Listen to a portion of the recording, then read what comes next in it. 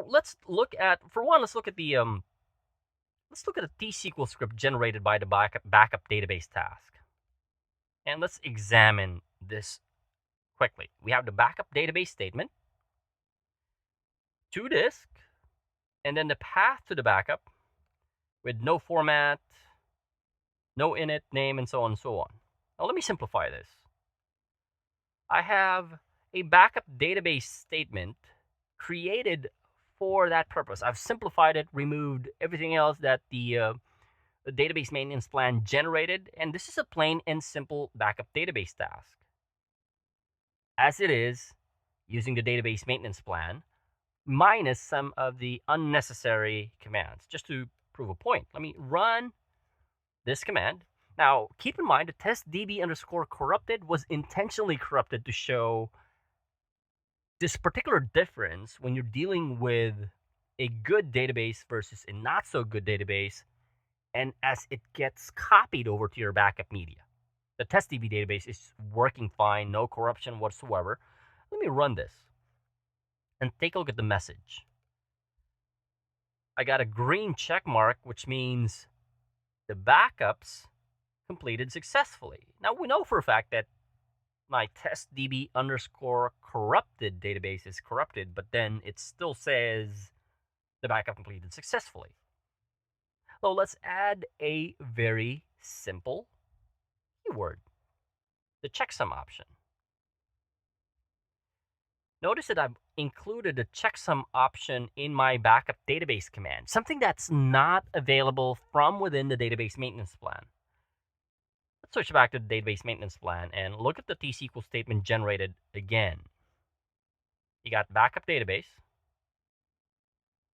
to disk, with no format, no init, skip, rewind, unload, stats, but no checksum option.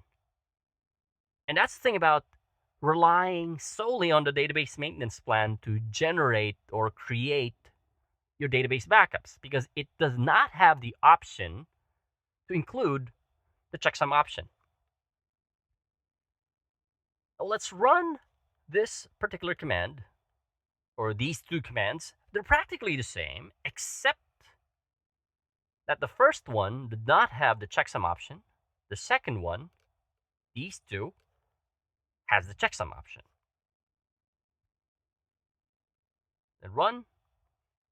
The first one fails because it detected, again, the same page ID that was corrupted from the database, and therefore this job, if you want to call it a job, if you've added it as a SQL Server agent job, failed. Whereas this one, the second one, because my testdb database is working fine, no corruption whatsoever, the command completed successfully. Now, the point that I'm trying to make here is start with including the checksum option in your backup database commands. And by doing so, you've enabled checking of your databases and making sure that it's not successfully completing just because it's completing successfully. We want to make sure that at the end of the day, the backups that are generated within SQL Server are valid and useful.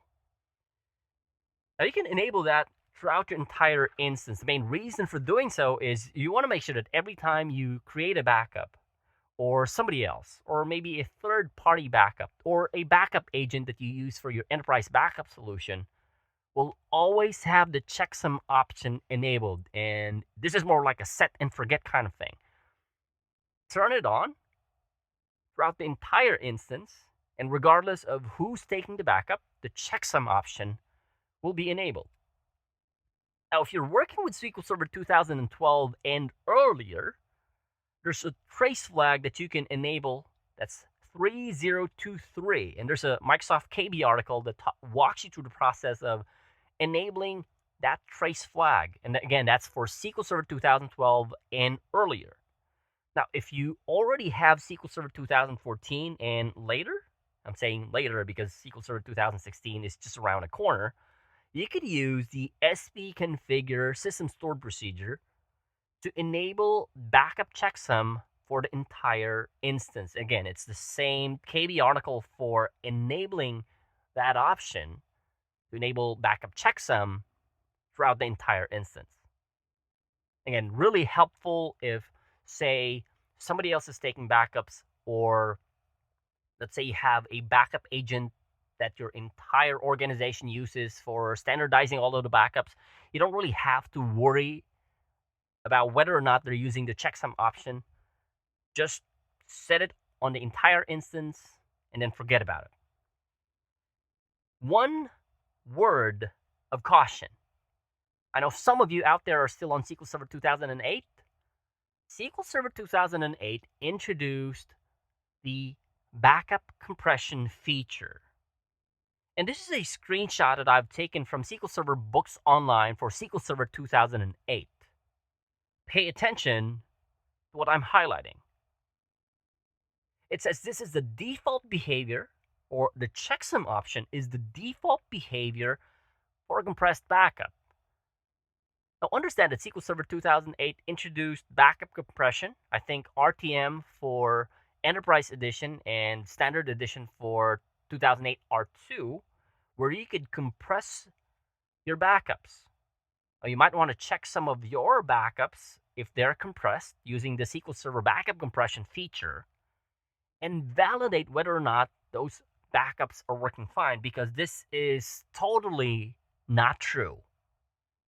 Unfortunately, it's still on SQL Server Books Online for the SQL Server 2008 version of the documentation. There was a Microsoft Connect item that requested to get this documentation changed, but I can't even find it anymore. But again, just keep in mind, if you're still working with SQL Server 2008, make sure that if you're compressing your backups, that you also enable backup checksum. And don't rely on this documentation for the backup checksum option to be enabled. Again, just keep that thing in mind.